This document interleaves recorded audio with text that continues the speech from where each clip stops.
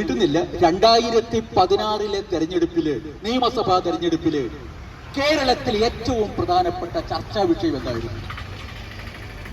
ഒരൊറ്റ വിഷയത്തെ അടിസ്ഥാനപ്പെടുത്തി മാത്രമേ LDF നമ്മുടെ TV ചാനലുകളിൽ പരസ്യം കൊടുത്തുള്ളൂ. അത് മദ്യവുമായി ബന്ധപ്പെട്ടതാണ്. ഇവരുടെ പൂർവ്വചരിത്രം അറിയാവുന്നത് കൊണ്ട് ആളുകൾ സംശയിച്ചു, UDF അടച്ചുപൂട്ടിയ ബാറുകാര് ഇവരെങ്ങാനും ജയിച്ചാൽ തുറന്നേക്കുമോ എന്ന്. LDF ഉടനെ നമ്മുടെ KPS ലളിതയെയും ഇന്നസെന്റിനെയും നടീനടന്മാരാക്കിക്കൊണ്ട് വലിയ പരസ്യം നടത്തി. ഞങ്ങൾ തുറക്കാൻ പോകുന്നത് ബാറുകളല്ല, സ്കൂളുകളാണ്. മരിച്ചുപോയ KPS ലളിത നല്ല നടിയായിരുന്നു. അവരൊന്നുകൂടി പറഞ്ഞു, നുണ പറയുന്നവരെ തിരിച്ചറിയുക.